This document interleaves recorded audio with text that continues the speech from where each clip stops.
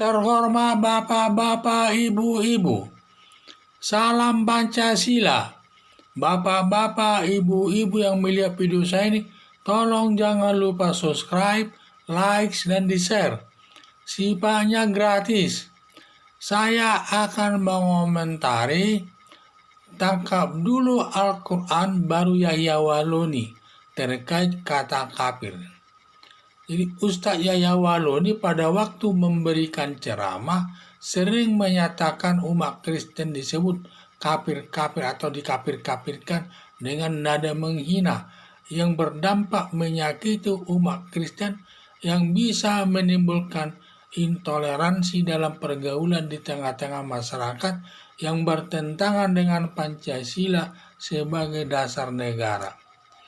Pernyataan kafir bagi umat Kristen bukan salah Yahya Waloni katanya, karena sudah ada tertulis dalam Al-Quran bahwa umat Kristen yang tidak mengakui agama Islam adalah kafir.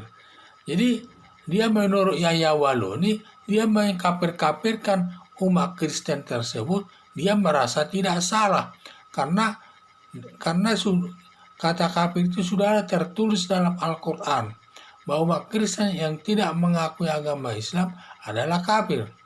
Kalau pernyataan Ustadz Yahya Waloni salah, tangkap dulu katanya Al-Qurannya, baru menangkap Ustadz Yahya Waloni.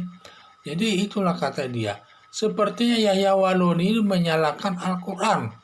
Padahal Al-Quran mengajarkan kebaikan-kebaikan untuk manusia.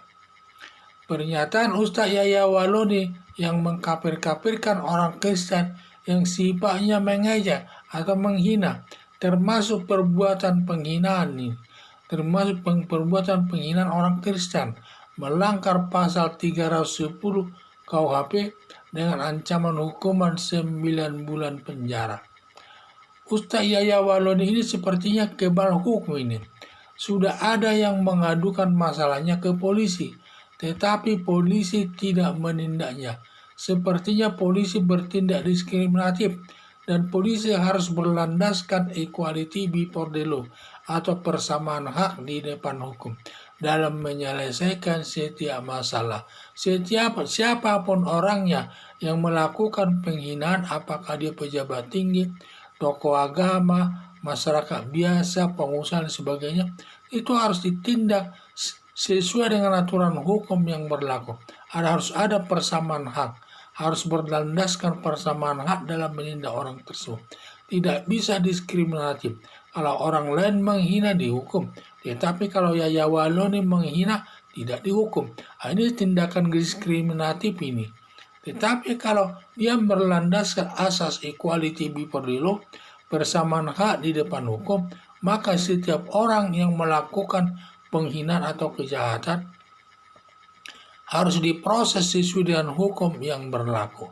Itulah sepertinya Yahya Waloni tidak merasa salah dia mengkafir-kafirkan umat Kristen tersebut yang sifatnya mengejek.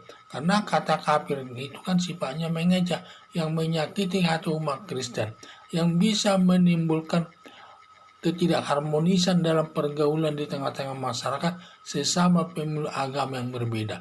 Karena agama yang diakui negara Indonesia itu ada 6, yaitu agama Islam, agama Kristen, agama Katolik, agama Hindu, agama Buddha, dan agama Konghucu. Keenam agama ini sama kedudukannya di depan hukum dan tidak boleh dibeda-bedakan dan tidak boleh dikafir-kafirkan. Karena apapun alasannya, kafir itu menyakitkan hati orang lain. Jadi dia menyalahkan Al-Quran. Saya lihat dia mengkafir-kafir orang Kristen tersebut seakan-akan dia menyalahkan daripada Al-Quran tersebut. Padahal Al-Quran itu isinya sifatnya perbuatan kebaikan-kebaikan di sana. Tidak ada yang sifatnya mengejek orang lain di sana.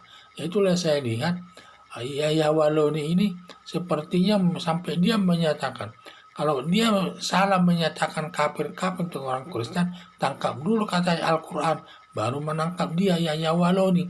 Hal ini kan sama juga, ini sepertinya menyalahkan Al-Quran dia. Padahal Al-Quran itu isinya sifatnya yang kebaikan-kebaikan. Tidak ada istilah mengejek di dalam Al-Quran itu demi kebaikan sesama umat manusia dalam pergaulan kehidupan sehari-hari di tengah-tengah masyarakat. Jadi yang saya lihat, jadi Ustaz Yahya Waluyo sepertinya kebal hukum ini.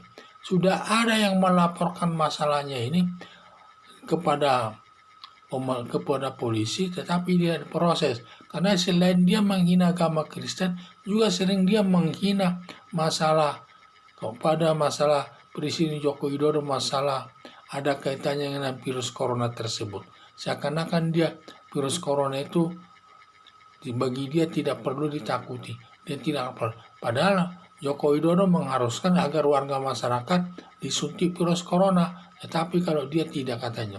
Ini kan sama juga itu menghambat program daripada Presiden Joko Widodo. Tetapi sudah ada yang melaporkan ke polisi, tetapi polisi tidak bertindak. Ini yang saya lihat. Apa dia kebal hukum dia ya? Kelihatannya dia kebal hukum. Sehingga dia terlalu sifatnya diskriminatif, polisi menindak daripada Yahya Waluyo. Banyak orang yang melakukan penghinaan seperti Ustaz Gus Nur. Dia menghina diproses di pengadilan, ditangkap polisi dan sampai sekarang masih ditangkap polisi dan diproses. Tetapi Ustaz Yahya Waluyo melakukan penghinaan agama Kristen maupun aparat negara, dia tidak diproses. Ini namanya diskriminatif ini. Seharusnya polisi harus bertindak sesuai dengan asas equality before the law, persamaan hak di depan hukum. Siapapun yang melakukan kejahatan harus diproses sesuai dengan hukum yang berlaku. Sekian dan terima kasih.